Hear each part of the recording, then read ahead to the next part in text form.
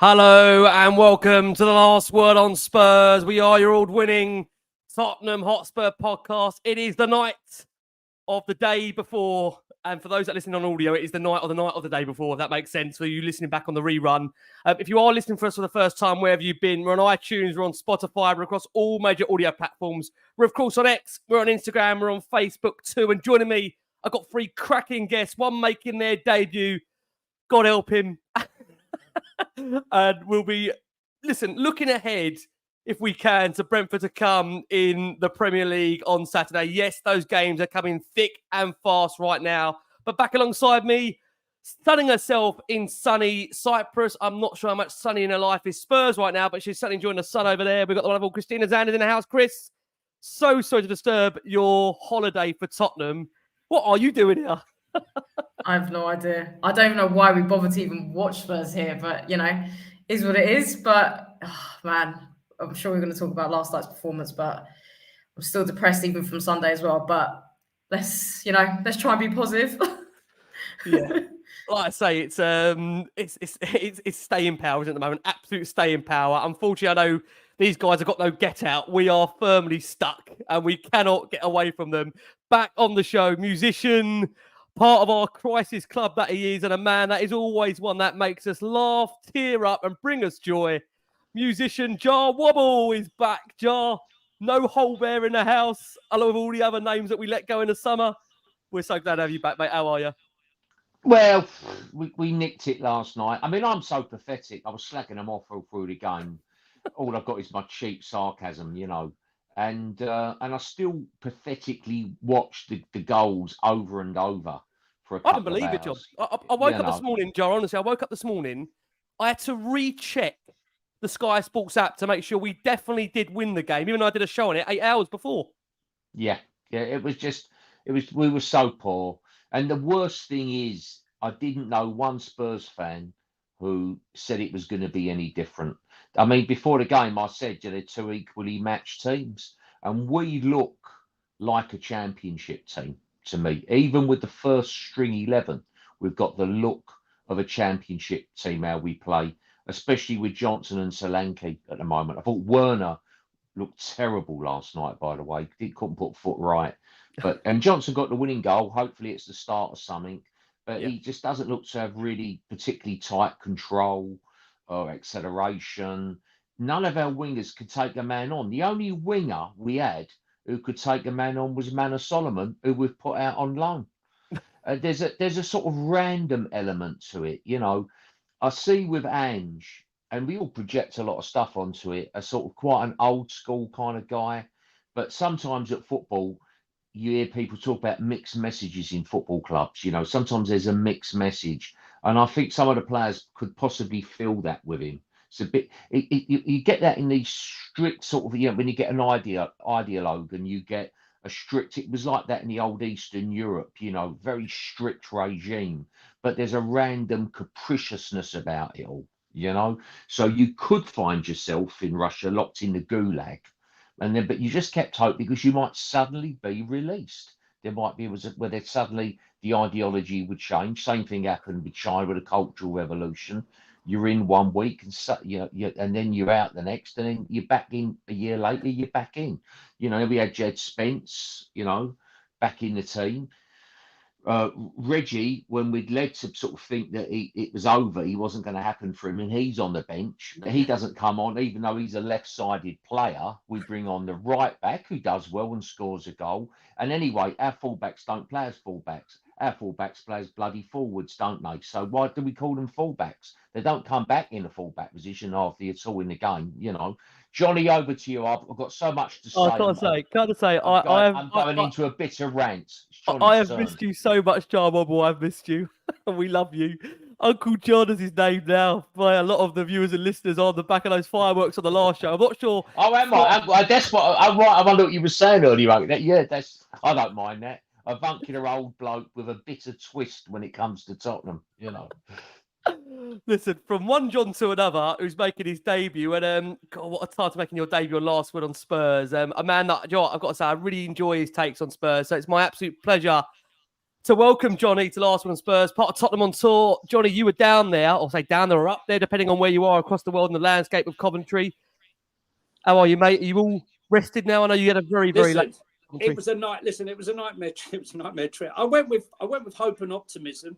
I was part of a self-harm fan group who were going up there after the Arsenal game, and we all got together. And I've never seen such a bunch of miserable fans as I went through the turnstiles. Obviously, expecting the best.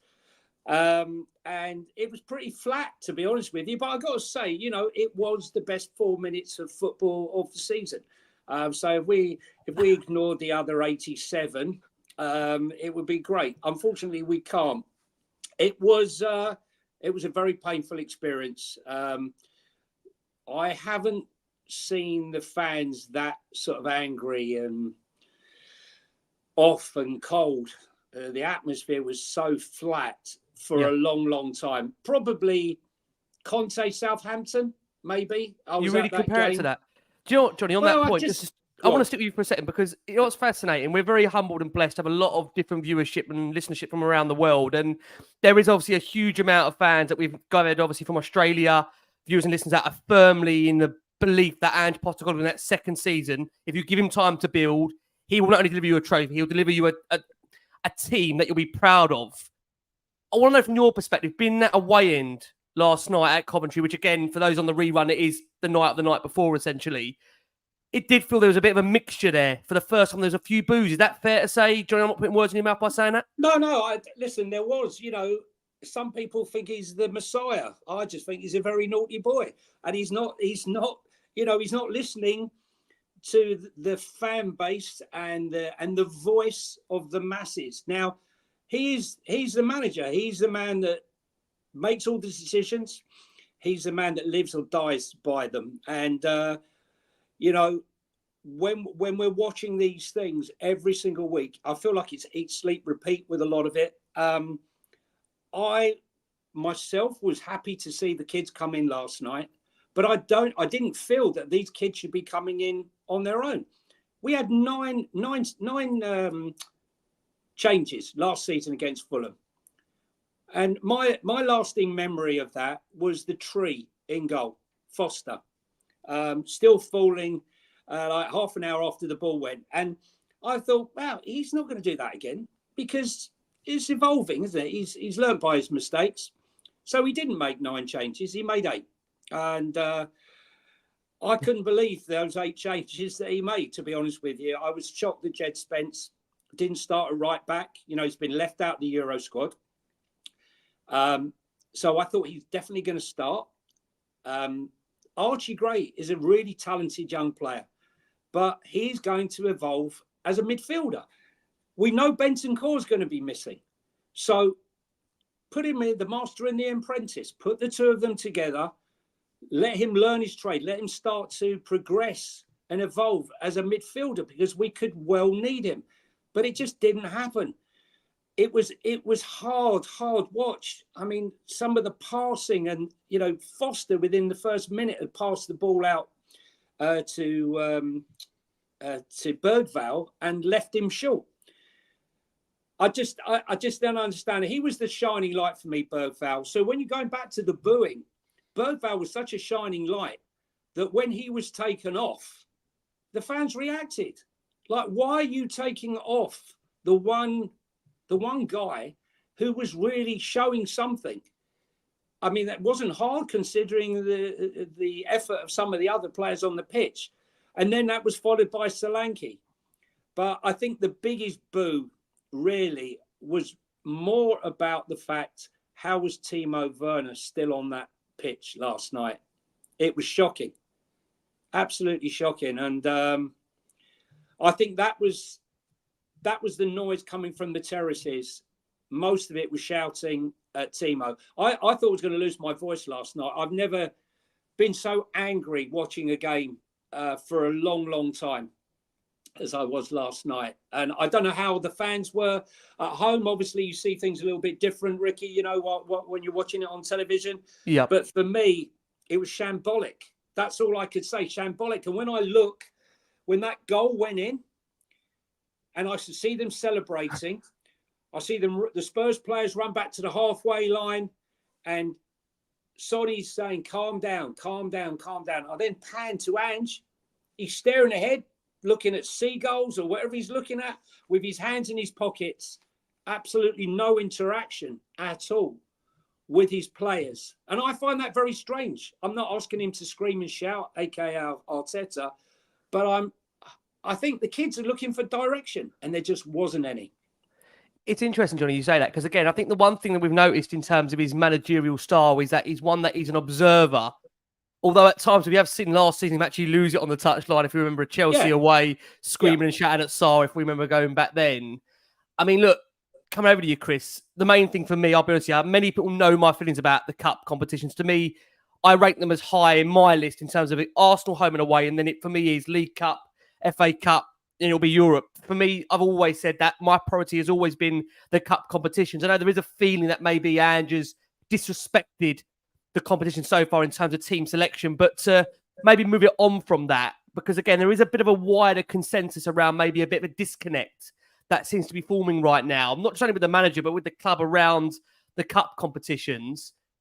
Is that a case, Chris, where Ange has made it clear these guys need game time in order to be able to see if they're good enough? But my argument would be, well, listen, we've seen Timo Werner. We don't respect Timo Werner. We know what he can bring to the party.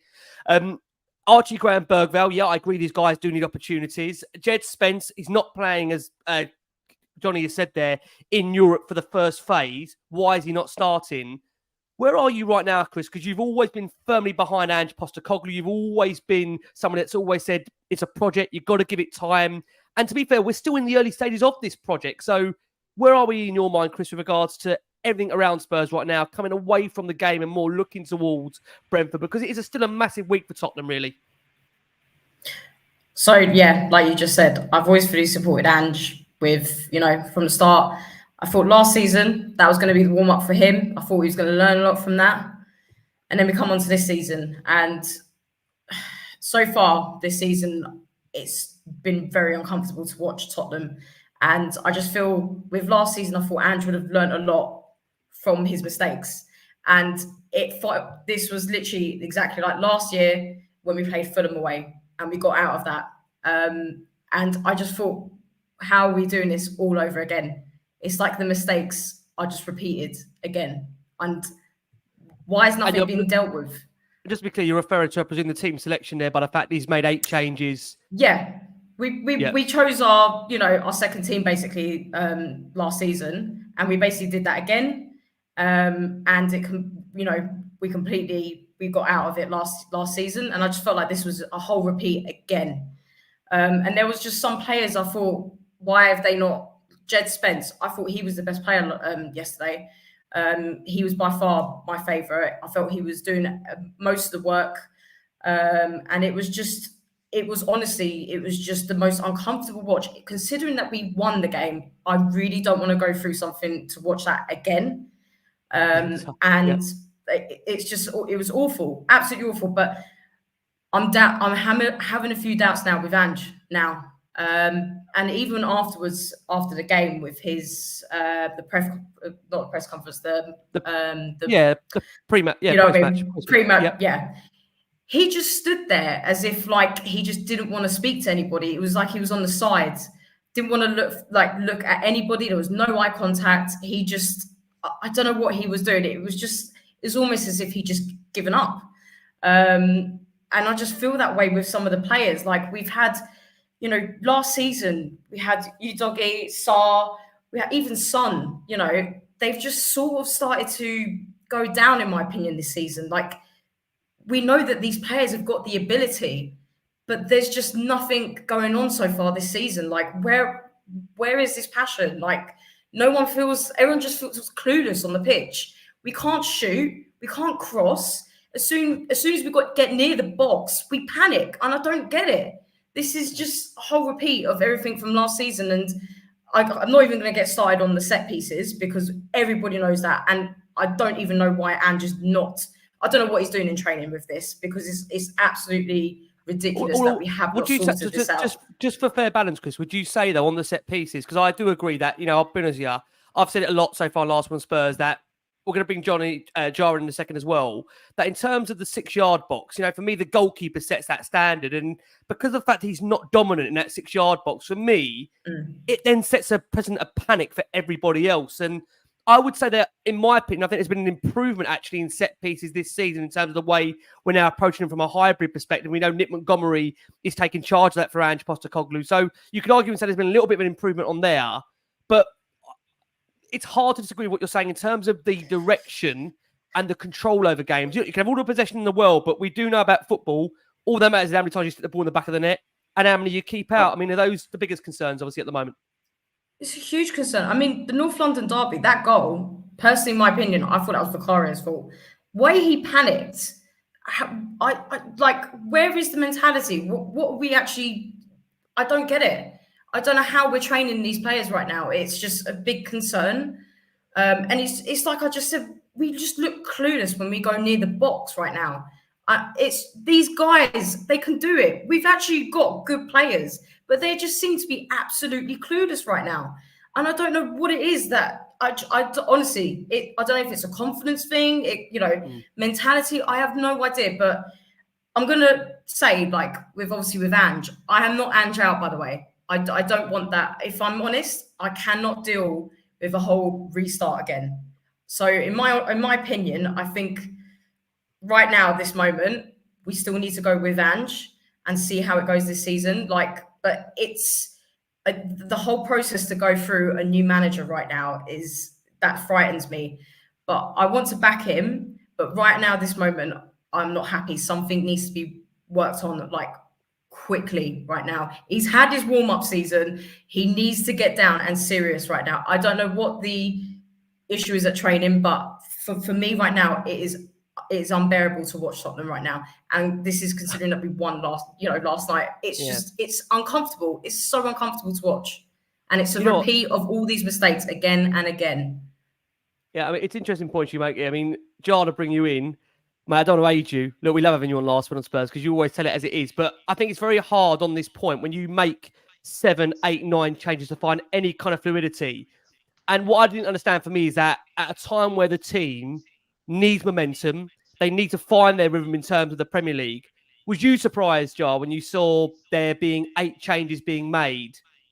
Given the fact I thought there would. I thought there would be. He made lots of changes for Fulham away in the League Cup last year. I went to that game and we got monstered. I remember Skip and Holberg really couldn't handle the Fulham press. It was horrible.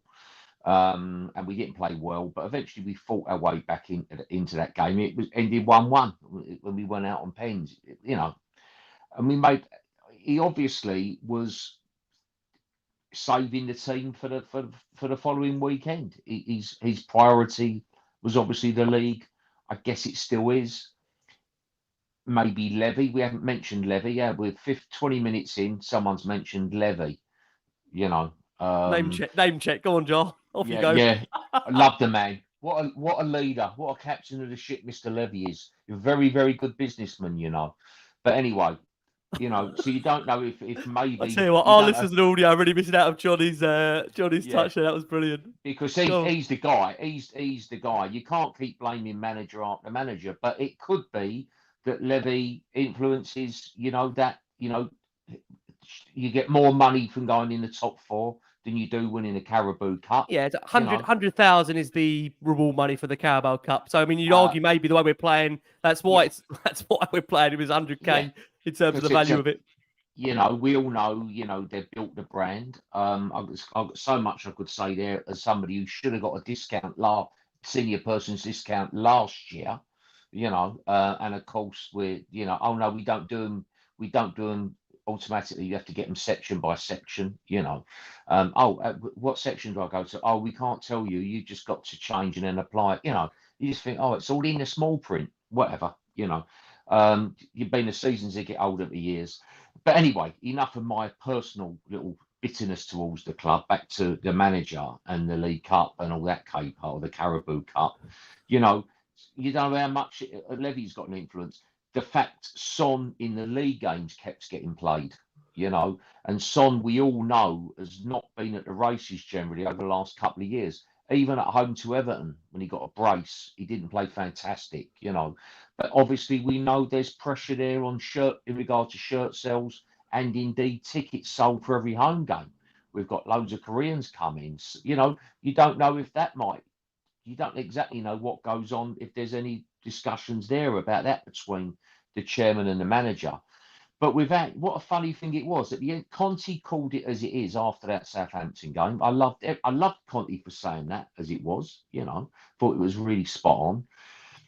Ange's come in, and let's face it, the start of last season was incredible. You couldn't take your eyes off the game. So compared to the last few games of Conte's reign, it was like a breath of fresh air. I got carried away and just felt this guy might actually be the Messiah, because I'd had a few doubts up to then. We had the Chelsea game and the wheels completely come off and they never really went back on again. It seems people have worked us out. This is Tottenham. They're going to come. They're going to really rotate. So sit a bit deeper than you normally would. Defend your penalty area.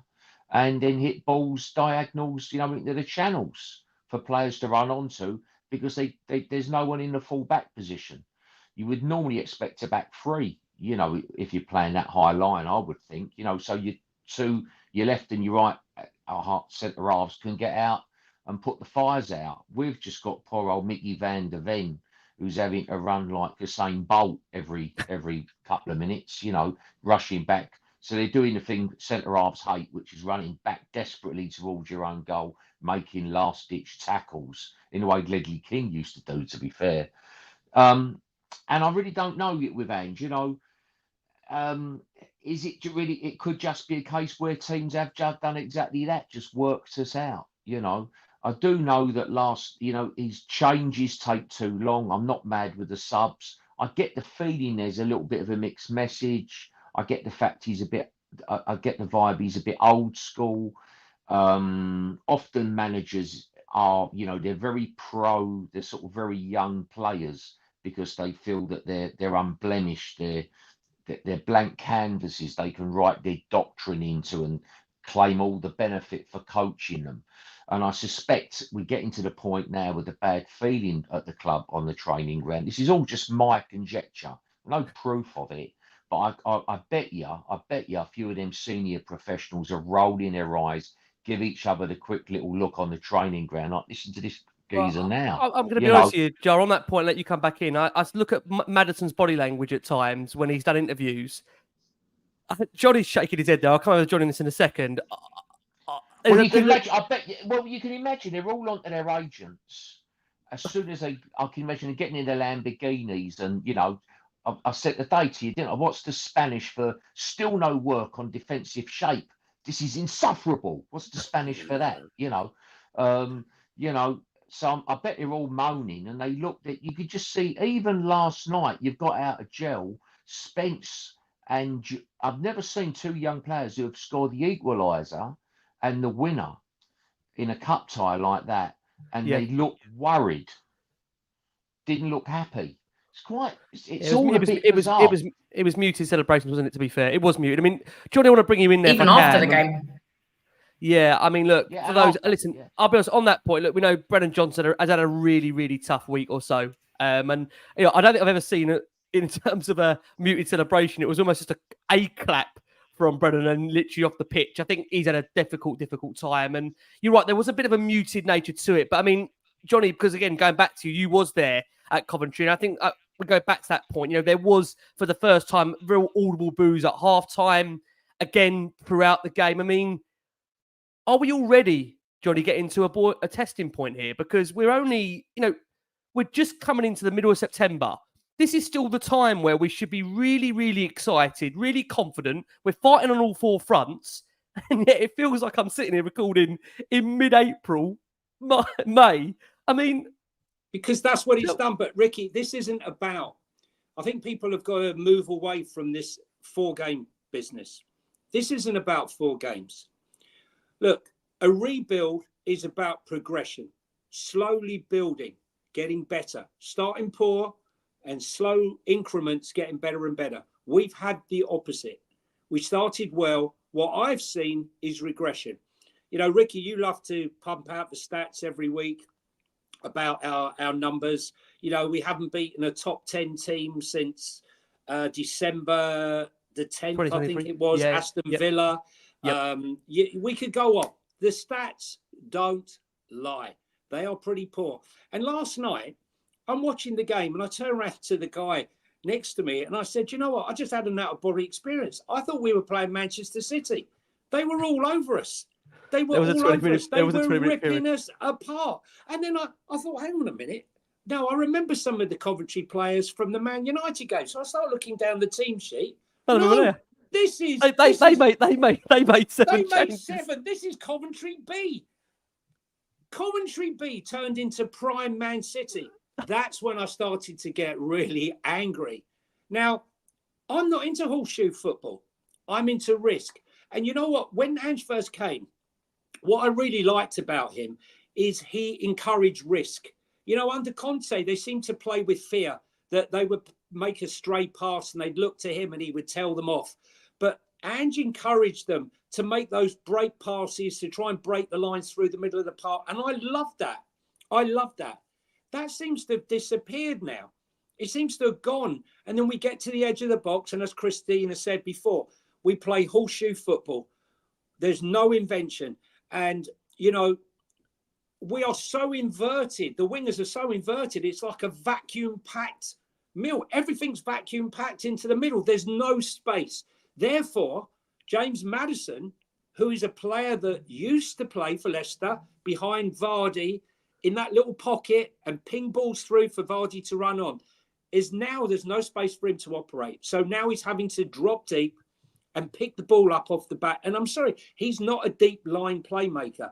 I've been really strong criticising his game, but as time has gone on, I've switched the blame from him to a certain extent to saying, I don't think this system is suiting him. I don't think Udogie is an inverted wing-back. Udogie, if you watch him at Udinese, used to pick up the ball wide, pick up the ball, drive forward and then cut in with pace and power and unleash a shot. I feel that none of them are playing to their true strengths. And, you know, Gary O'Neill, he went on Sky Sports. I know you're going to say cool. Last year. And basically he went on there and he delivered the blueprint. This is how you beat Tottenham. And this is how I did it. And it was fantastic TV. I enjoyed it. Hang on. This is how you dismantled my club, right? Okay, thanks very much, Gary, right? Now everyone's using it, okay? Now everyone's using it. And also, the worst thing is, Johnny, he done it again to us after we put it on there. Correct. And you know what? I sat there before the game and I said, do you know what he's going to do? He's going to say, right, you have the ball. And then what happened? Neto broke. And what's his name? The midfield that we were linked with. Yes, I know it's about. Yeah, it'll come to me in a minute. João Gomez. João Gomez. Yeah. Yep. So João Gomez follows him. Basuma did and picks up the ball. Bang. You know, we are predictable. And I'm sorry, you know, the whole point of Ange ball, get the ball wide and try to get the ball in. But what's the point of getting the ball wide when none of your wingers, none of them, as JW said, no one is going past anyone. Now, I'm the old school, right? I believe drive into the box, let someone bring you down, win a free kick. Maybe someone will bring you down in the box. Take risk. This isn't my football, right? I mean, what we saw at the beginning, I feel the players now are stifled in a system that's not really suiting any of them at this present stage. And I've got to be honest with you, Dominic Solanke, I don't know what to make of it. I don't know. Listen, I want success for every player in our team. Yeah, I didn't see it last night. Why were you taking him off? But the guy got no service. No, and he's had no service as well, Johnny. On that point, he come back in because he's played games. Yeah, he needed minutes. He needed minutes last night. And you know, look, I'm not here to Ange bash, but I don't see progression. I see regression, right? And I've made many mistakes in many things that I do, and I look at myself and I say, you know what? That's no good.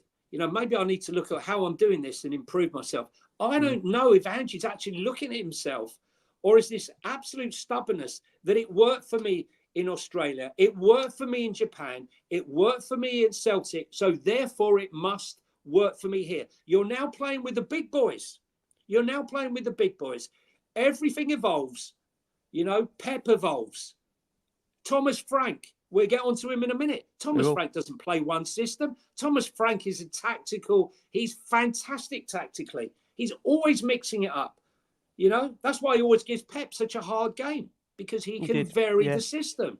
Yeah. And I just think that make minor tweaks, do something, but please, Ange, you know, let's look, when the average fan, and no disrespect to some people, right? I would consider myself a football person that understands a lot of football. But even the people who I would class as basic, who just go down there, they're not interested in podcasts. They're not interested in match of the day. They're not interested in anything, right? They just go there, want to have a nice time, watch a game of football, and go home and go out, right? Yeah. But even they're saying to me, what is this football? I don't understand. Why is he not learning anything from his systems? Why is he not changing it up? You know what? I mean, I'll be honest here.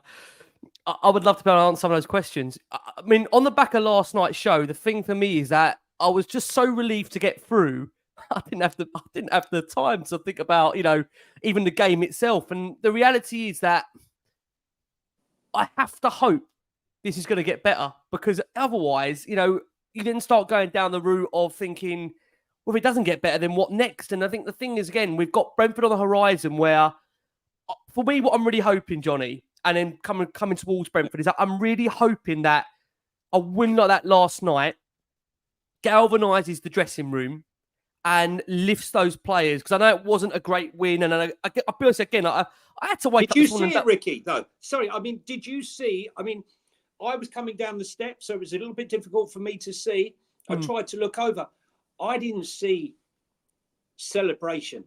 No, I didn't feel like. I mean, I'll be honest. I'm going to be. If I'm going to be honest with you, I feel in general there was an embarrassment a little bit to last night, and the fact that we were just happy. You know, I don't think you could go. Listen, I think we all went crazy, probably whether we was celebrating, but I think at the same time you knew we got away with one. I don't think anyone could turn around and say, you know, we played ever so well. I mean, the argument I would say is that in the 4 games we had Premier League wise, although we've controlled the games, you could argue that we maybe should have got a point against Newcastle. I think there's no doubt about that. You maybe look at some of the games like Leicester, we should have had that game to bed very, very early on. And I just hope this is now a case of the luck turning. But, I mean, that's probably my biggest worry is what you've just actually said, Jonny, is around the buy-in. Are players still buying in to what Ange Postecoglou wants? And I think that is, for me, the biggest question that we're going to find out. We're certainly going to find out in the coming games. And I think Brentford, this is why I think, for me, Brentford's such an intriguing game to come, because you know they're going to give us a tough game. You said there, Thomas Frank is a tactician. He went and frustrated City for long periods the other week and was unlucky not to get a result. And I think that's probably where, for our own mental health, we will take our first break, and we'll let you guys on audio hear from a Brentford preview of a podcast of the Besotted that will give us a massive, massive preview ahead of the show against Brentford. Now, can I just say again, look, ever so thankful for all the supports of the shows. It's been, again, unbelievable to see you guys that have really turned out always in numbers to support the show and send us so much love. And it is a really hard time, I've got this at the moment, being a host on this show, because I know whatever I say, it's going to be impossible to please everyone. And that is the reality of it. You know, there's going to be some that are 100% still saying steadfast behind the manager. Rightly so, there'll be some that are not, you know, in any way thinking to themselves, what is going on here at times? And I think where I'm at is, I've said this so many times on here, that we have chopped and changed so many managers. If you look at Trigger's broom, you know, that's about 15, 20 new handles. It's gone through the ring. It's gone through the ringer. I mean, Spurs have changed the manager, changed the coaching staff, changed the scouting network, changed the bloody stadium. The only thing they haven't changed, as Mr. JW says down there, is the chairman. The chairman's still here after 20 years. It's the one common denominator. And you know what? I do understand fans that are really, really frustrated right now, that's for sure. But I think for our own mental capacity, like, if we don't think this is going to get better, then God knows where it will lead us to.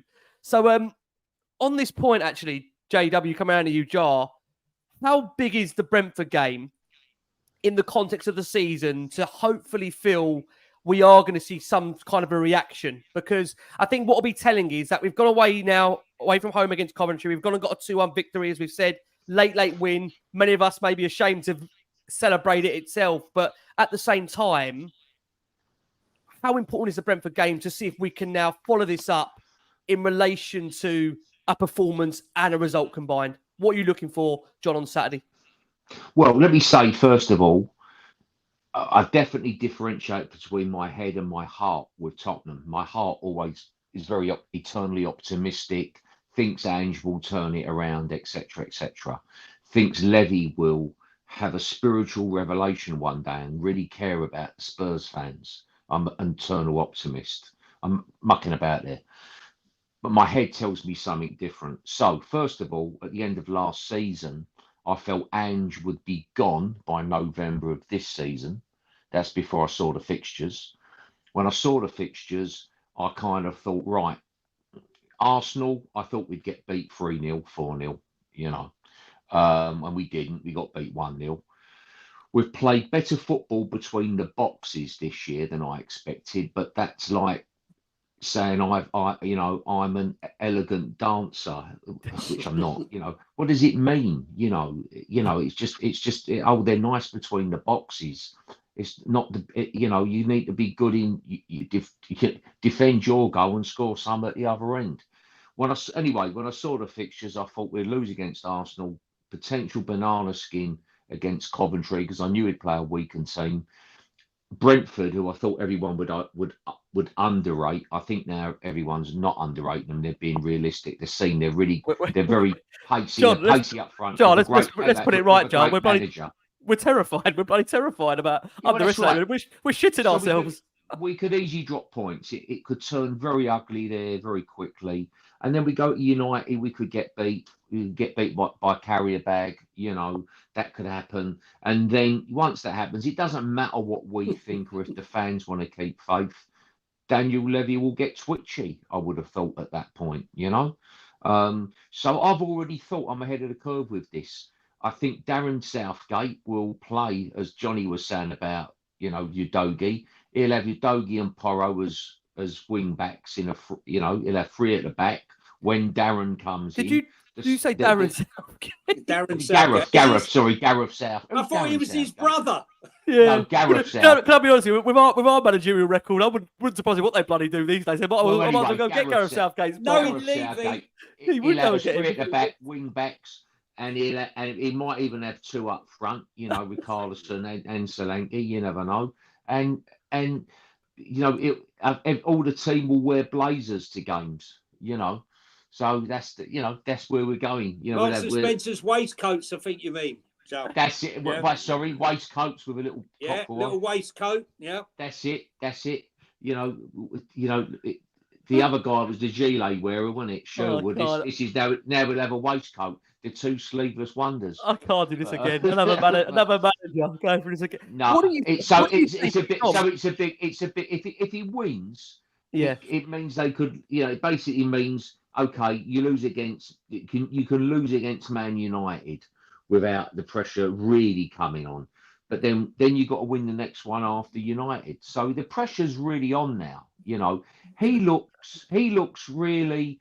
I think something happened with the City game last year where he didn't handle the media well with all the where Spurs fans want to lose against City, and it's just all a bit of fun. Any team with a close rival would have had that kind of gallows humour that night. I wanted us to beat City. With him, when it gave him a chance to say, I've got my principles, and I'm sorry, but I would just never want to lose. If you shut up, Listen, he's not. Listen, Joe, he's not. In my opinion, Ange is his own worst enemy. So often, saying that this game's just like any other. Come on, Ange, right? You were at Celtic. Go and tell Celtic fans that Rangers Celtic like any other game. Come on, Exactly. And he went on too much. He said too much. It should have changed the conversation. It's not good management of the situation.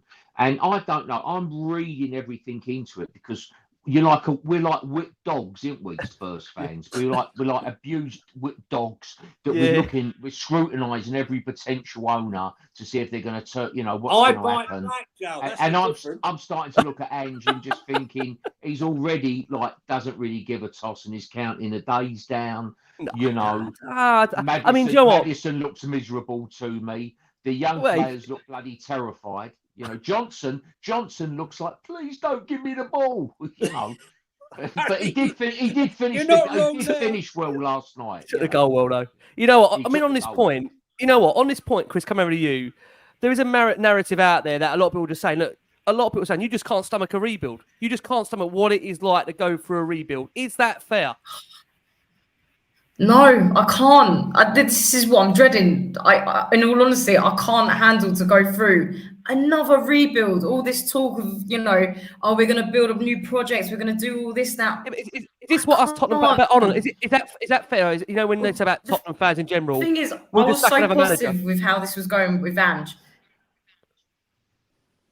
Yeah, I mean, on Say that again, point, sorry, I lost you. We've got a slight down the line here. It's like that half hour against Coventry again, all over again now. I feel like they're swarming us. But it's just on that point I said there that there's a lot of people that feel that we haven't got the stomach to go through what is a big rebuild because everyone keeps saying this is going to take 2-3 years. But as soon as we hit a speed bump... Oh, well, wait a minute. It's like what Jonny said. If people can see progress...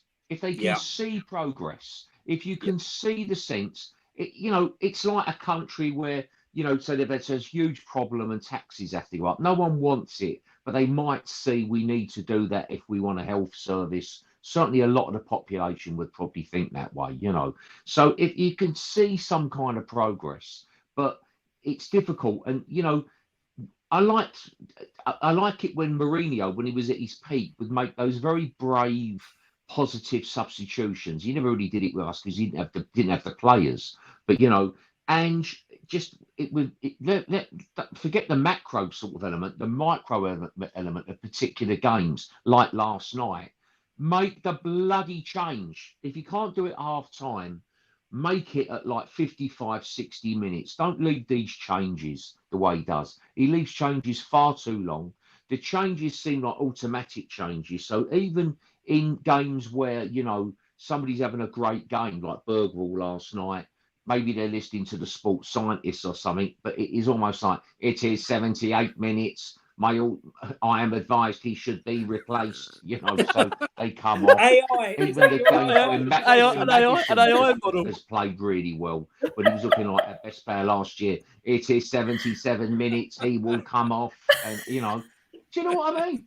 You've been watching the Daleks. It doesn't really inspire confidence, So yeah, it's not. I'm not convinced. I think there's kind of a failure of. I think the comms the communications at Tottenham are never great anyway. Right from from the top of the club, they're never. There's never sort of easy communications, and I've got to feed. Can you imagine the atmosphere between Ange and Levy? What a charisma-less room you'd be in. Imagine being in a meeting with them. Imagine going on holiday to Tenerife with Ange and Levy. Ange looking at the floor. The fun gang, the fun boys.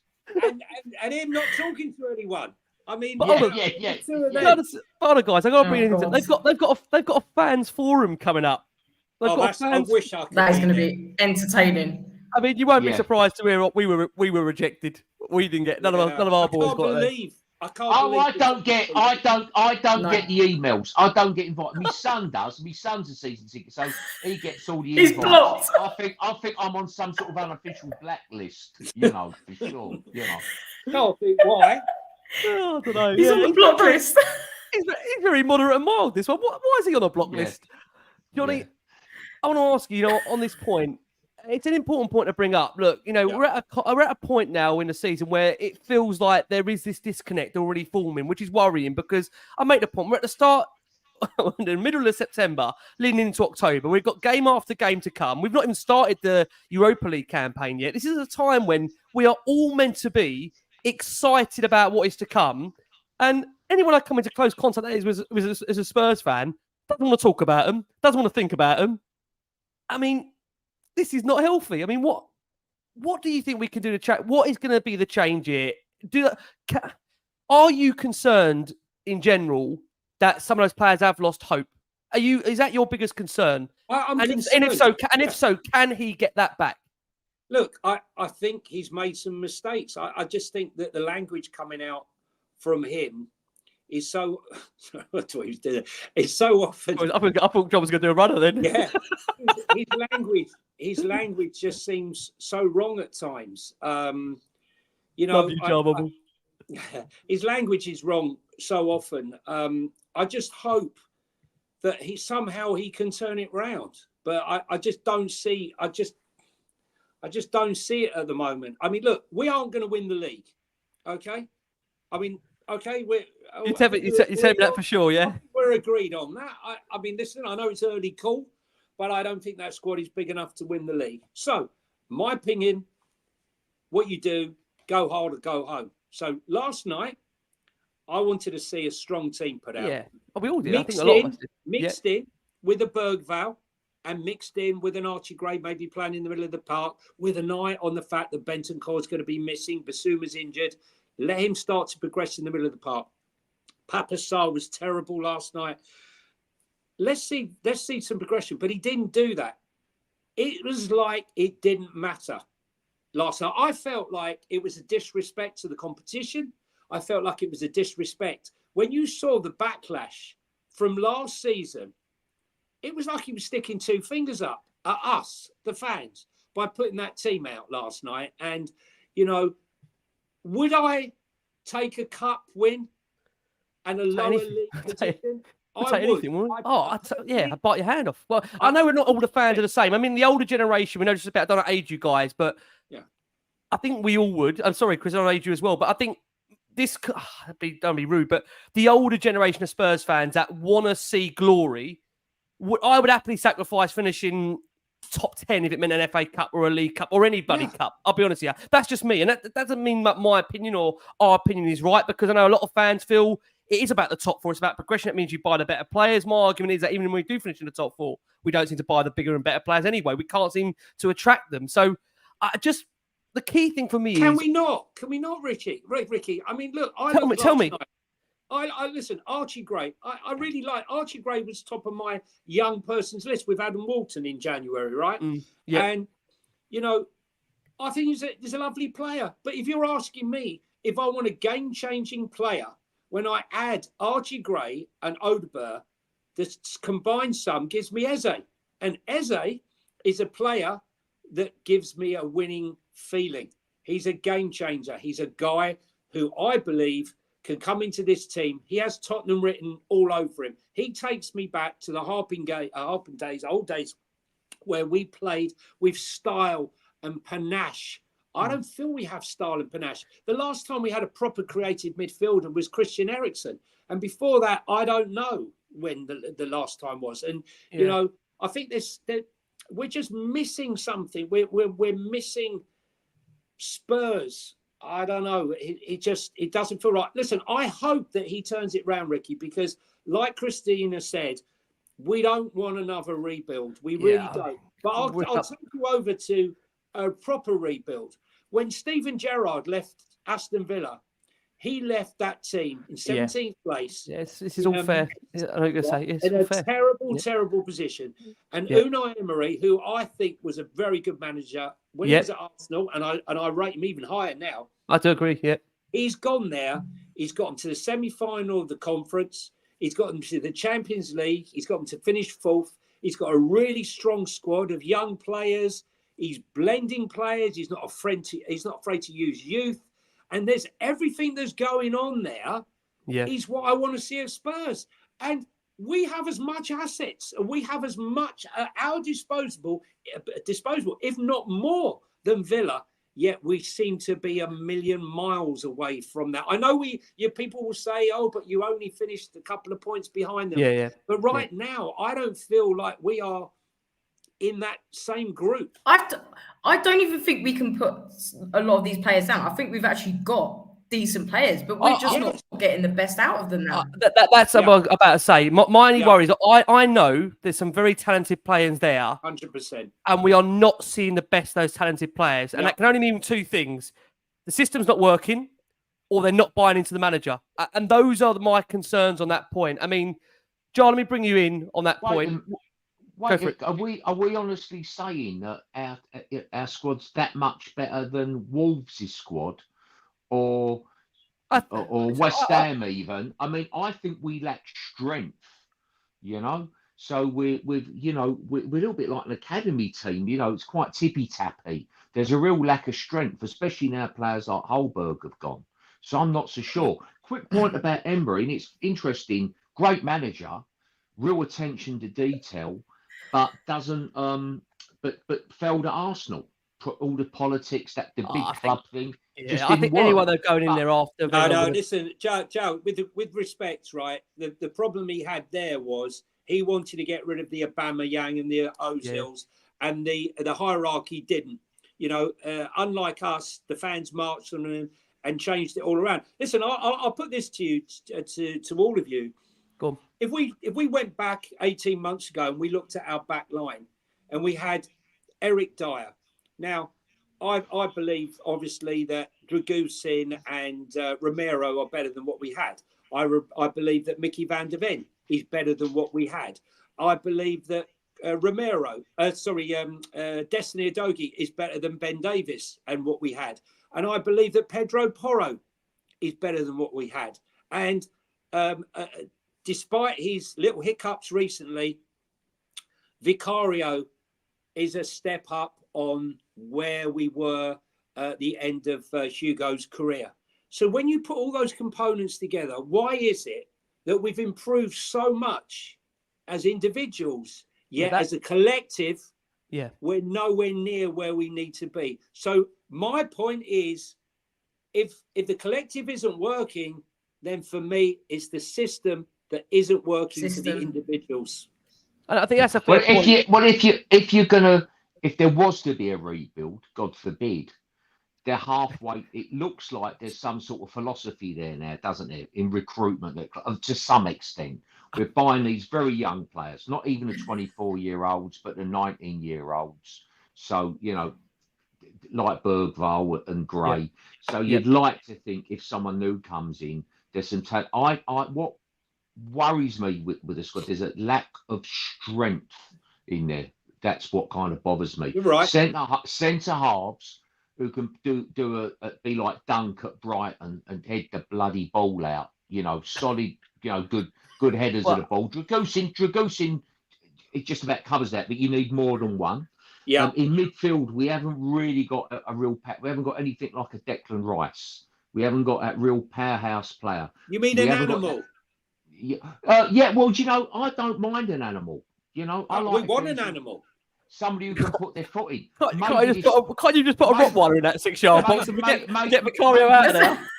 Maybe the Johnny bloke. But one thing I was going to say about Unai Emery, I was reading some stuff about him last week. Apparently, bores the team rigid with work on shape. You know, with the ball, without the ball.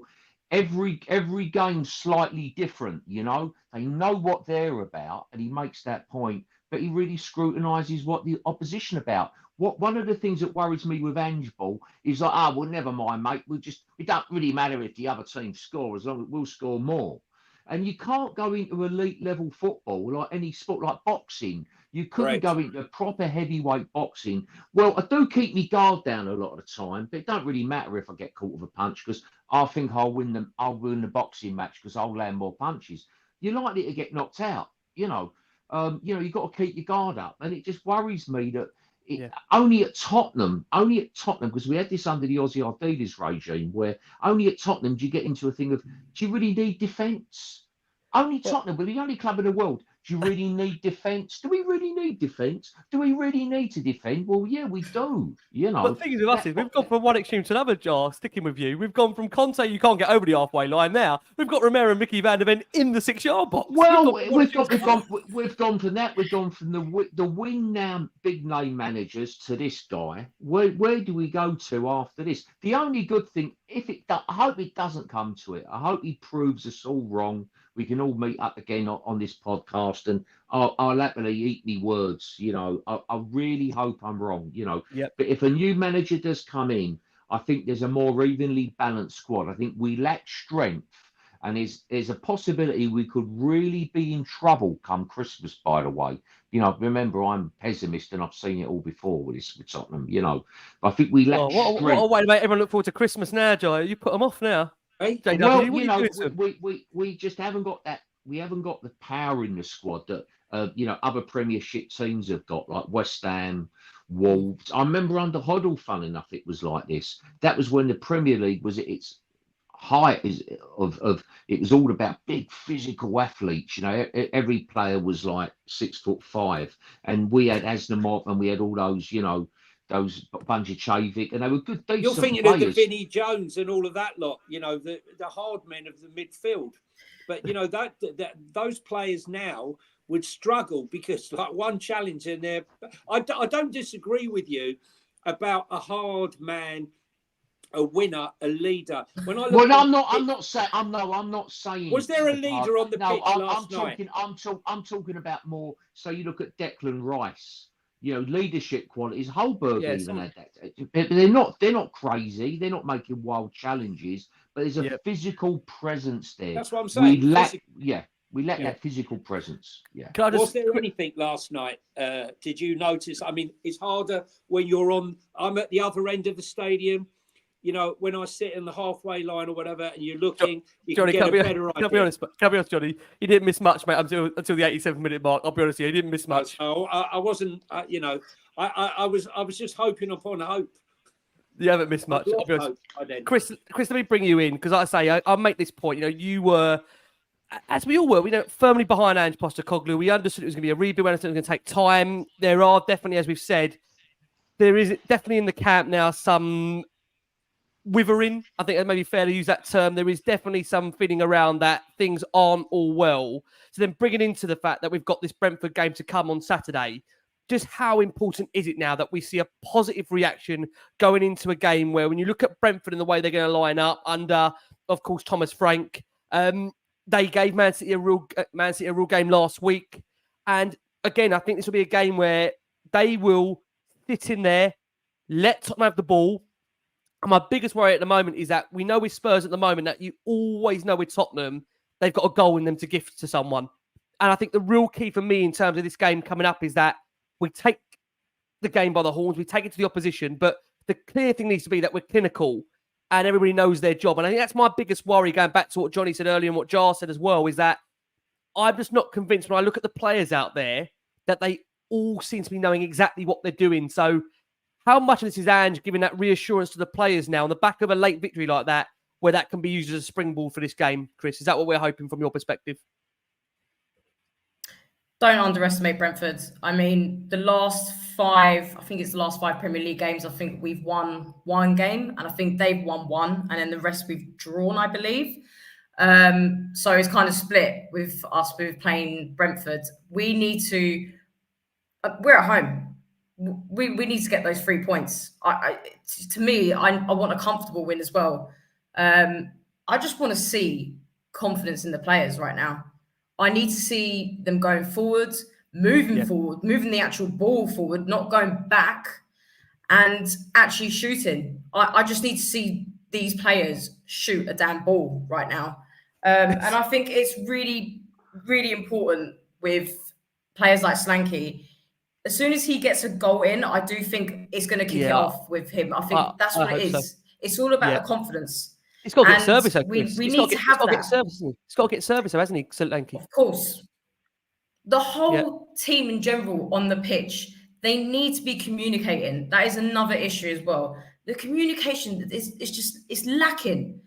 And we just need to help each other out as well. I mean, I even feel sometimes with Brennan, some of his crosses, it's almost he is thinking forward, but there's just nobody there running for that ball on his wavelength. There's nobody on his wavelength. There's not. Yeah. And that's what I worry about. And annoyingly, he gets all the blame. And then we turn on to him, he gets all the abuse, and then he has to shut down his social media, whatever. You know, it's just, for me, everyone is part of the blame with all of that. And But this is what I want. I want confidence in that team. I really do. Individually, they all need that boost.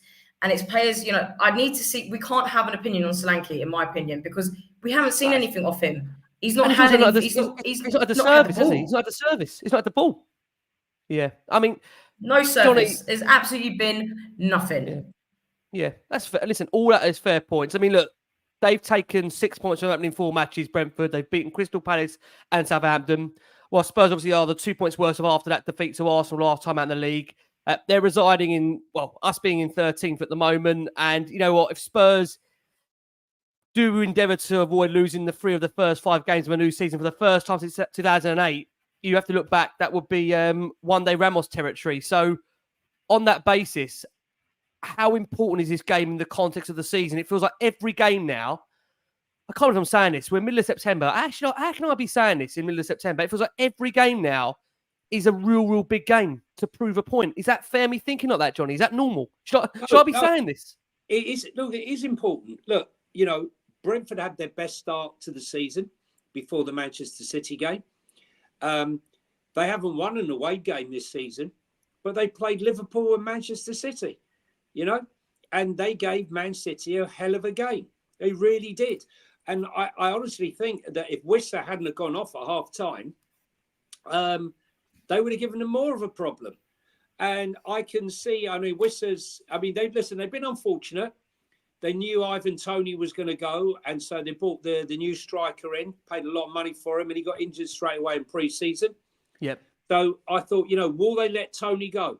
Because even if they get 40 million, if they get relegated, that's 200 million. What's the bigger deal? But they put Wissa up the front there with the man who I wanted Spurs to sign 2 seasons ago, which is Brian Mbeumo. And he's got injured. And now they've got Sade, who they bought from Freiburg, is a really speedy player. And they'll play the two of them up on that line. It's to be Jonny. Right? No, I'm just saying, those two, look, the one thing you can guarantee with a Thomas Frank team, a Thomas Frank team will always create a chance. They will always create a chance. And let's be honest, if you watch that game against Man City, they could have been 3-0 up. I haven't seen anyone do that.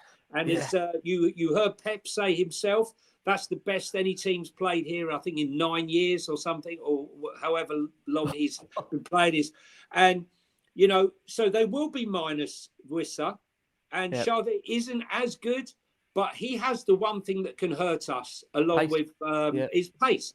And then they've got Carvalho, who, I don't know if you saw the game against Orient. I saw the overhead kick. That was very impressive, wasn't it? What a kick. Now, I love that kid. When he was at Fulham, I wanted him to come to Spurs. And then he went to Liverpool, and unfortunately, nothing happened there. And now he's ended up at Brentford. It's a great signing for Brentford. Skillful player. They have the tools to hurt us. They do, yep. Now, have we learned anything? I think we played them last season. I might be wrong, but they outplayed us in the first half, and then we came back at them and won in the second half. 3-2. We did. We won the game 3-2. Yeah. But it was a hard game. It was a really hard game, and that was with. It's never. These games are never easy, are they? The Brightons, the Brentfords at home. These are the games where these have always been quite difficult games for Spurs to break the opposition down and win by a clear margin or win at all. Well, can I ask you the question, Ricky? Right? The one thing that I struggle with, Ange, another thing I struggle with is I'm not interested in the opposition. We stick to our game. Yes, now, if I'm a boxer and, Jar's your best man for this analogy. Mind you, I look like I'm a boxer at the moment. I'm not running into a wall. But as Jar would say, keep your bloody guard up, Jonny. What's happened? Keep my guard up. Yeah. If I was a boxer and my manager turned around and said, I've got a fight for you. And I said, no, I'll send you the videos. No, I don't need to see the videos. This is how I fight, right? This is what it feels like. Well, this guy's a southpaw, right? No, don't worry about that. This is how I... Yeah, but, he's also got a jab. Honestly, I don't need it. This is how I fight. I'm all right. You wouldn't have it because you'd have the crap knocked out of you, right? So you have to play your game, but at the same time be mindful of the opposition. And what Thomas Frank is a tactical whiz, right? and he will change up his system. He changed up his system for Man City. He changed up his system for us. And that's how he survived in the Premier League. He hasn't survived in the Premier League because he's got an incredible squad. They've survived in the league because their recruitment is superb. Yeah, totally agree. And their recruitment is superb, and their management is superb. I mean, he's been there now since, I think, 2018 from Bromby. Yep. And he doesn't look weak. No matter No, how he doesn't. he gets rid of players. He's adaptable, isn't he? He's adaptable. I mean, on this point, Jar, can I ask you the key question? How do you think Thomas Frank could do at Tottenham? I think he'd be great. But no fan would allow him. Too early. Sorry, Ricky. Go ahead. I'll ask you the question. The $1 million question is there. Johnny talks about the boxing analogy. Is Ange watching the tapes, or is he not watching the tapes? JW. Well, wait a minute. Couple of things. Well, I think that's. I think he's obviously knowledgeable about football. But what tapes is that bloke watching? Don't want to know those tapes. Not those tapes. Not those tapes. Not those tapes. It doesn't seem that he pays any attention to what he says to the opposition, right? You know, it doesn't pay heed to anything the opposition do. So, and the other, you have to say, you can get away with those blitzkrieg tactics maybe in the Japanese A-League, right? Or in the Scottish Prem. We're in the Second World War now. Yeah, but in that, feels like the third one's coming on the way down at the moment. Feels like the third's on the way, I tell you. Exactly. The blitzkrieg, the blitzkrieg tactics, they cut a swathe across Europe, the Germans. And then when we invaded Normandy, they're on a back foot. It's a different game. And so once everyone but they lost the shock tactics, the surprise tactics. Maybe Ange has now lost that a little bit, But there you go. What's this tapes? What tapes you talking about? What's that, Riggy? What you been up to? Listen, don't talk about Ange in Europe because his record. What's this? I didn't want to. I'll try to gloss it over. What tapes are we talking about? What's been going on? It's when Johnny was sad about the fact, with the boxers, they would watch the opposition tapes, and I said to you, "Oh, I know. Yeah." I said, be careful what tapes he's watching. That's the only point I'm making. Be careful. You wouldn't know. I think you would know what tapes he's been watching if you look at some of our performance against some of the opposition this season. He's been watching the wrong tape. Well, it's Freddy Krueger, isn't it? Listen, no, he's just saying he's set on his own. He's set on his own way of playing. He's not going to worry about the opposition. And my point is, if you've got the same tactic and you're never going to change it, no matter how your opposition plays or how your opposition sets up, surely that's not going to work because you have to adapt. Everything we do, we have to adapt. Wherever we go, whatever we do, and our circumstances change, we have to adapt. Everything you have to adapt or evolve. But he doesn't. That's right. Well, ideologues worry me because there's no flexibility there. Exactly. And you can have your principles in life, but you have to take life on life's terms. And you have to, every situation's different, and you have to be alive to what possibilities you have in that moment, in that situation. And they could, for all you could end up playing Regulian as a left winger or something. Obviously, that won't happen. The way we're going, we could dip in the free market agent for Regulian, can't we? Is that what we set forward? I tell you what, Regulian and Porro probably be a better left winger and right winger than we've got at the moment. Regulion's a good left winger. Mind you, he probably. I'll tell you what, though. Levy would repackage Regulion as Regulion, right? As shown as our new signing. Yeah. Oh, I don't know what to say anymore. I'll be honest with you. I nearly had a heart attack when I saw his name on. I'm amazed though, isn't it? Because all the reports are that he's been, he's not the greatest when it comes to the fact of not being picked. Apparently, he's not the most understanding fella. Who would have thought a footballer not happy with not being picked? How amazing! Amazing. I'm sorry, you won't be playing this year. Really? Yeah. Well, let's you're have not playing this year. We're sending you to Man United, where you'll get a game. Yeah, that makes sense. What a panel! I'll tell you what, you boys should just stay on. Can we just stay on here for the Carabao game in a couple of weeks? Just stay on. We'll just carry on. I tell you what, Ricky. You talk about the importance of the Brentford game. If they do get whacked by Brentford, well and truly, the heat's on. The pressure really ramps up. Yeah. What do you mean on that point, Johnny? You and as I say, I keep going back to Coventry. Using the away in, do you feel we still got patience? Because I mean, it's all due respect, and I mean it's to all the fans out that go to home games and everything. But the away fans for me are always, and I don't mean it disrespectfully, because again, I know there's fans that get up all over times of the world to watch Tottenham. We're blessed to have an 100%. amazing viewership and listenership on Last Word on Spurs. But what I always gauge for me, the barometer is the away fans. Those away fans like you, mate, you travel home and away all around the globe, all around the country. It'll be the same there in Europe as well. I always think when those away fans are starting to waver and are starting to become unhappy, that's quite a telling sign. I mean, do you still feel he retains the support? Because I know there was a couple of times in that Coventry game in the away fans, they tried to start the Ange chant and it didn't get very far. Is that fair? Yeah, I mean, listen, I think there's more patience in the Tottenham treatment room right now, especially after the two injuries. Oh, he's gone. And John's on an injury and he's coming back. Yeah, he's obviously got a groin strain and had to go. There he is. Even here we're flexible and adapting the formation. Come on, John. Come on, John. I tore me abductor a couple of years ago, as it happens, and I'm still not over that. And teach me to try and play football as an OAP, you know. Listen, I think there wasn't any Ange Postecoglou that I heard last night. It did start against Arsenal. I thought the game against Arsenal, the atmosphere was really flat. I thought it was quite flat. It started well with the trumpet and then it sort of faded away. But we had a couple of Ange Postecoglou's, but there wasn't much of anything last night. In fact, I had two little boys sat behind me and they kept going, the atmosphere. Yeah. And I said, where's your mum? He says, over there. She goes, she thinks it's shite as well. But it was terrible. They must have been about 8 years of age, right? They were swearing more than me.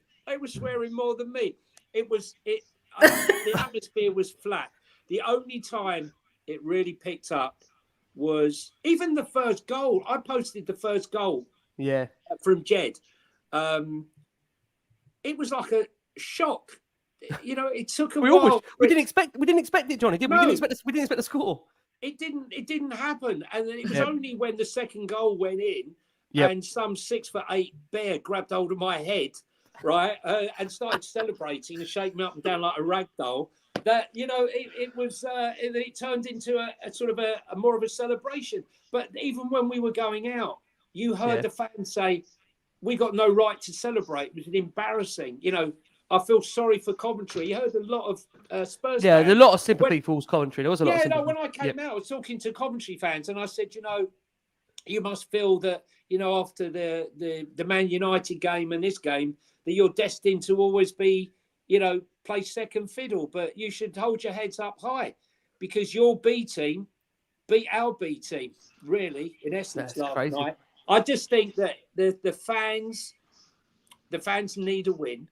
And if we can win against them and we can win against Karabag, then we go into the Man United game with a little bit of grace because we don't have a fantastic record at Old Trafford. That's fair to say. The fact that Christina and I are going there, I'm hoping that we're going to have a bit of luck and we're going to get a win. But we need to go on a run. One game or two games is not going to swing it just now. I think, you know, like, listen, Ricky, like you've mentioned it many times before in the last 3 or 4 weeks. This isn't about the last 3 or 4 games. No, this is going back to the back end of second half of last season. Yeah. Well, let's be honest about it. Let's be really honest. From the Chelsea game onwards. Correct.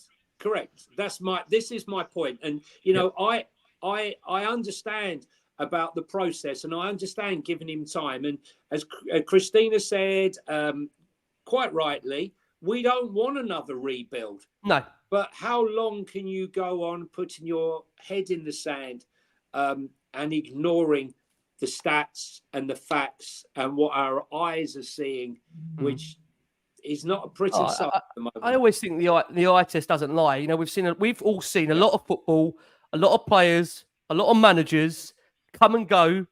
And I hate to say, you know, everyone's got their gut feeling. Everyone's got a gut feeling about football. We all go there, you know, week in, week out, we all go there and we're lucky. Look, There's people on here that go, and I don't split the game when I say this. There are people that go there on the terraces week in, week out. Jonny, you amongst the away fans, everyone's got a gut feeling about, can this work? And the key thing I need to see is, I said it at the start of this season, and I'll say it right now again, I need to see, as Chris actually said in our opening lines, are we learning? Are we progressing? Are we actually getting better? And those are questions that at the moment that for me are still very much unanswered, that need answering very, very quickly in these next few weeks. Because you said it there, Jonny, you know, when you're not getting that support, with no disrespect from away fans, that's a big, big concern. And when you lose fans, it's hard to get them back. So as you said with Ange, he needs to go on a run now. He needs to somehow galvanise that dressing room to believe he is still the right man, galvanise the players, put smiles on faces, because that's what I would say as well. I mean, again, players don't look that happy. And that's a worrying sign when players don't look happy, and they need to find that confidence. So it is a big, big game. It is a big, big week. Spurs back in Europe as well next week. Do I dare ask for predictions? Hell Chris, no. Can I ask you a question? Do you remember, on, is it really that long ago? It seems like it was only yesterday that when the games were finishing, the players were running to the fans. They were applauding the fans. Yeah. There was that fantastic camaraderie between the fans and Ange and all the players, and it just felt great. And there was that feel-good factor after Conte. And I was at the Luton game, Luton away game. The 1-0. Yeah, the 1-0 when Mickey van der Ven scored. And the rapport between the fans and the players was so fantastic. Mate, yeah, it was unbelievable. And like I haven't felt that for a long time. You know, even Sheffield United, it was at Sheffield United away. You know, it was okay, but we felt like we were going through the motions because the fans, it was the end of the season. You know, we weren't going to get fourth place. It wasn't, you know, expectations had faded. I haven't felt that bond for a while. Hopefully it comes back.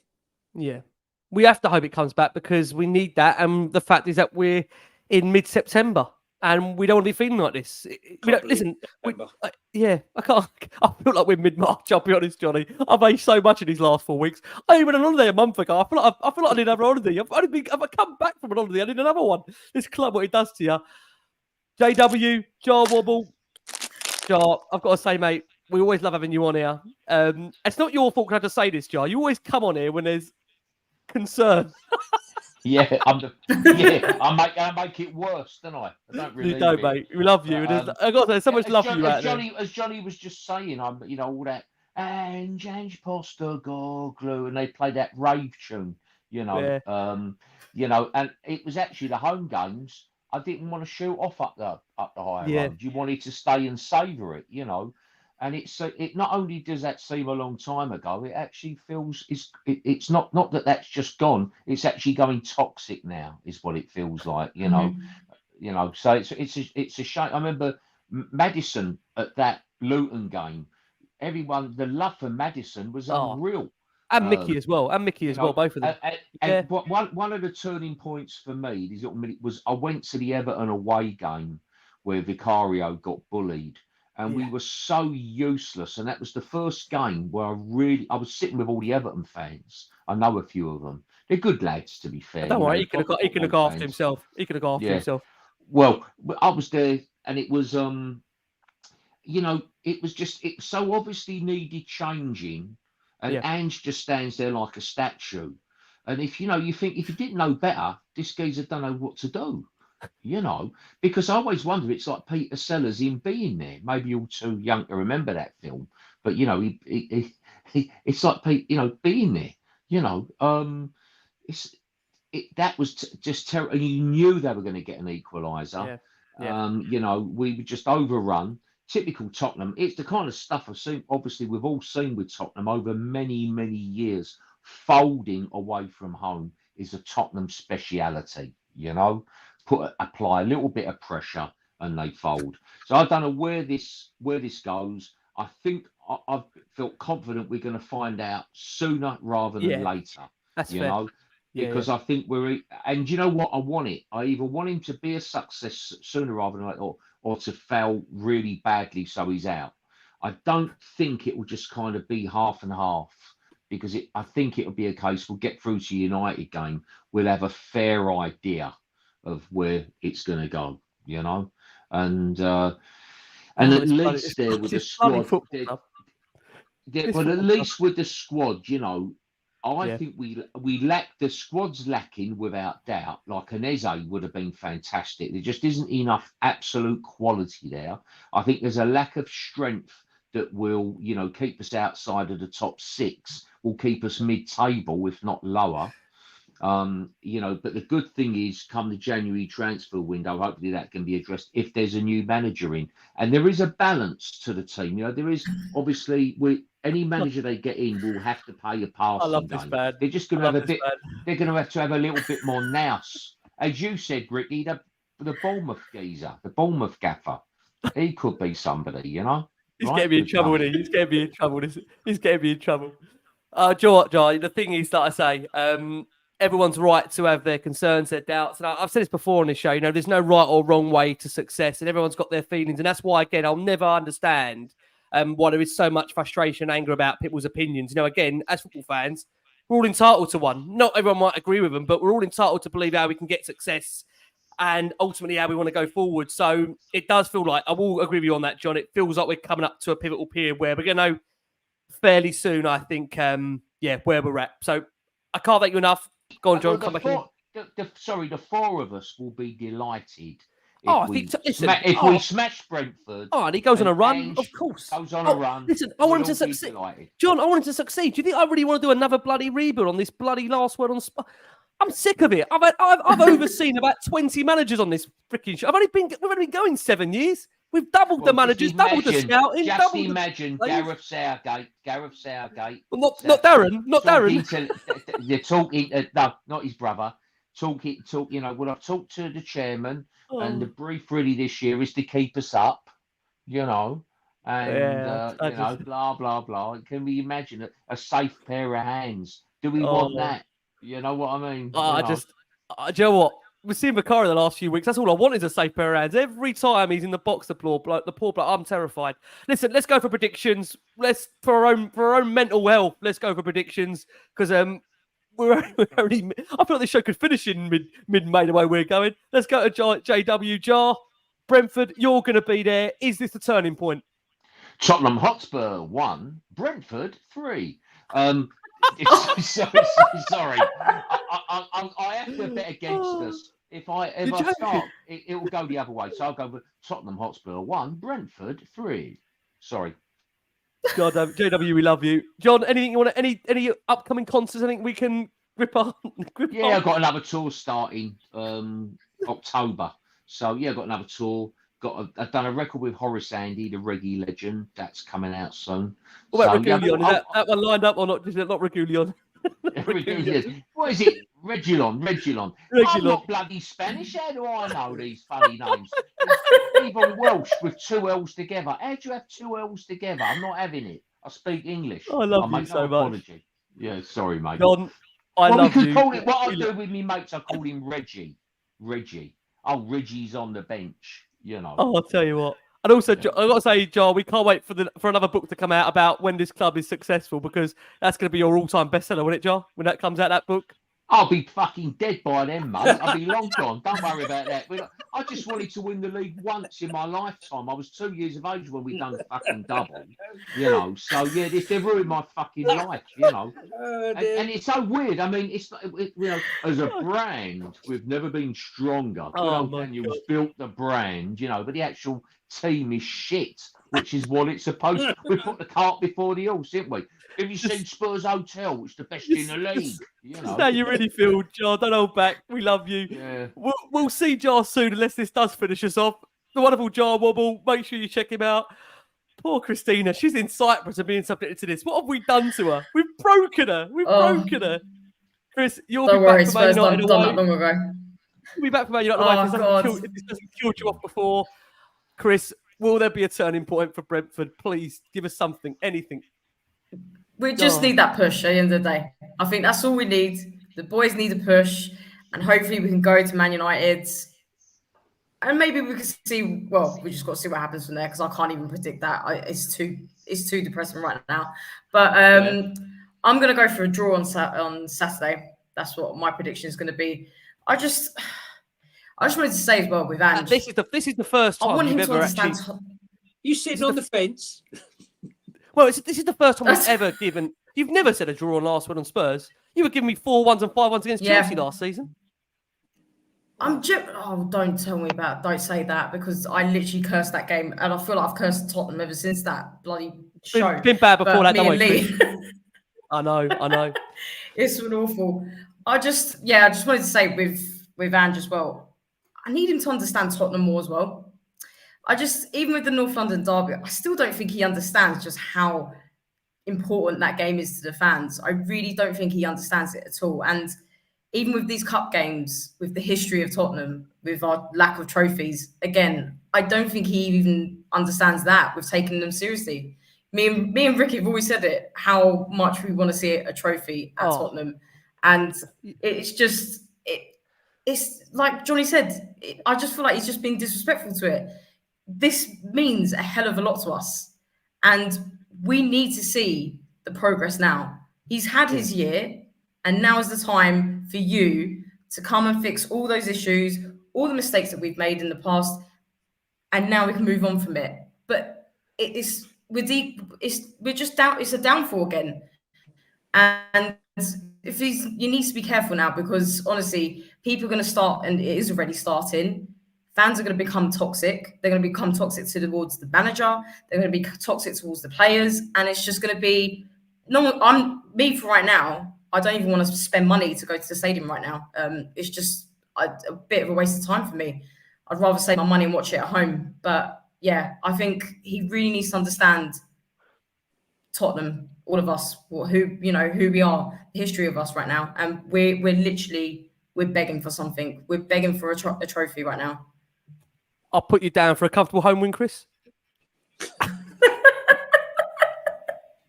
It's going to be a draw. I think it's going to be a draw. Jonny, the biggest compliment I can pay you, mate. It's like you've been here for the last 8 years. You've been amazing, mate. I love it. It's been lovely having you on.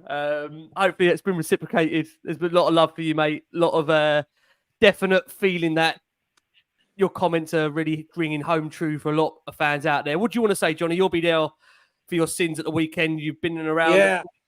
Listen, give us your feeling. Cool. I'd like to say it's been great with Joe. We've had politics. We've had the Blitzkrieg. We've had Hotel Gate. I loved it. He's taken me through a whole walkthrough of our past. And, if you stay on, Jonny, long enough, you'll get a book out of this. If you stay on for another half hour or so. I can't hear what you're saying, but and the old Eastern Bloc, and the old, yes, we've done strict ideology. We've done the Eastern Bloc. We've done communism. We've done the works, right? Anyway, back to football. No, we haven't got to go back there, Jonny, have we? Listen, look. All I can say is knowledge is knowing that a tomato is a fruit, and wisdom is knowing not to put it in a fruit salad, right? And I think that he needs to start using his wisdom rather than his knowledge. We know he knows football, but he needs to start getting wise now.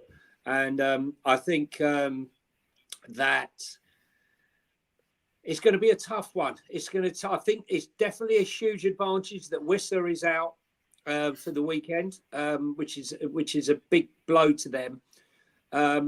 But I do think that those two up front, Sade, and not Sade the singer, just to say, it's not Schadenfreude, is it? No, it's not.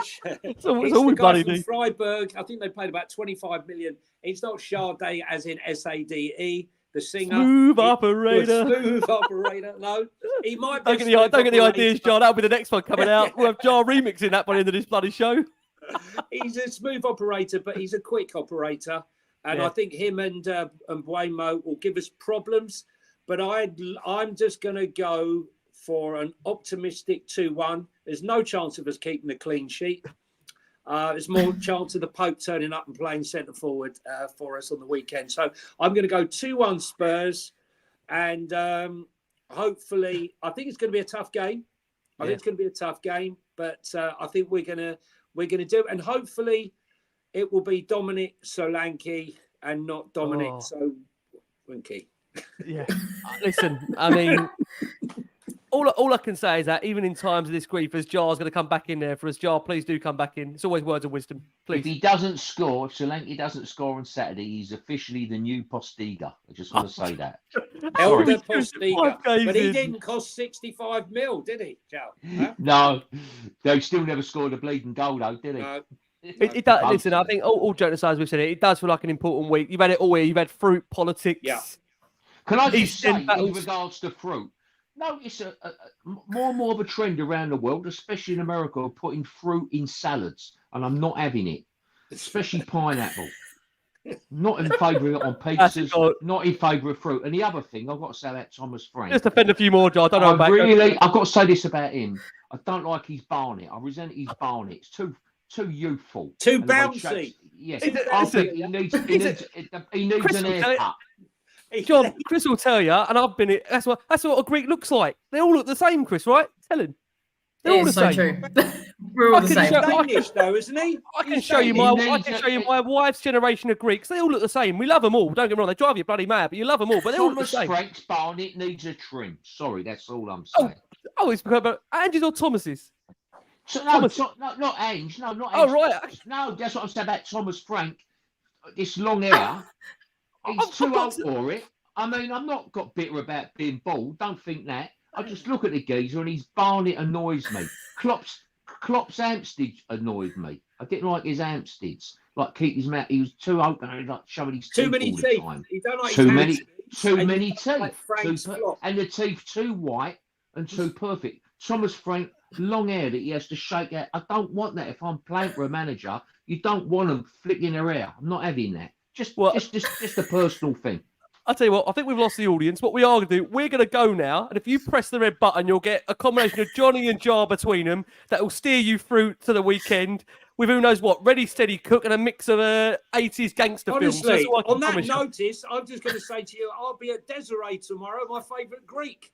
I like that. I like that. Are you? I like that, Jar. I like that. Oh, so jealous. I'll tell you what, beautiful food down there. I'm not sure how much Ange will be going down there in the next few weeks. No, George needs to, Ange needs to go down and see George and fix him up with proper food. He does. He does. He's down there regularly. I'm in the barber's opposite. Oh, really? He goes. Okay. I walked in and Poch walked out. That's a bit of a worry. That was before he went to America. That's what I would say, bless his heart. But that's another conversation. We could be for another 4 hours. Look, I'm going to say a massive thank you to our watching audience. Nearly over 4,000 of you who watched this show live. Oh, you guys. Listen, thank you so much for all your support. How do we know this, Chris? As a Greek, there's always trouble. Chris, thank you so much. We'll let you get back to sunning yourself in sunny Cyprus. When are you back in the country, Chris? I'm actually back tomorrow, sadly. Oh. But yeah, no, I'll be back tomorrow. So I'll be watching the game at home on Saturday and off to United next week. I'm actually going with George, who's obviously regular on this as well. So be excited to go to doing away. So we'll see. Yeah, I'm very conscious that we've said goodbye about 15 times now. So I'm going to say to Jah Wobble, Jar, we'll see you in the near future. If this club hasn't all killed us off, bless our hearts. I know, like I say, it'll be testing weeks coming up. But look, at the end of the day, we are all Spurs. We've got to stick together. Jonny, thank you so much, mate. An amazing debut. What a debut. The poor bloke will be back here before he knows it, for better or for worse. Is that a good or a bad thing, Jonny? No, it's a good thing. Listen, I listen. I'm a listener. I listen to your podcast a lot. Funny enough, when I'm in bed and falling asleep, but it keeps me going. So does my wife. And you know what? Do you know how many times I started this podcast and I thought, oh, this is great to start. And then an hour and a half later, I'm still awake and it's a nightmare. So I've tried now to start listening to it at a normal time and a normal hour. But I appreciate being invited on. It's a pleasure, and I look forward to coming on again. Thank you. Jonny, you've well been done, a star. Jonny. What a show. The two John steering us and Christina Zandes. What's there to worry about? Look, between us all, we're going to be fine. We're going to be fine. What are you worried about? What are you worried about? From Christina, from Jah Wobble, from Jonny over there on Tottenham On Tour. We've been the last one on Spurs. Please keep safe, keep well, and as always,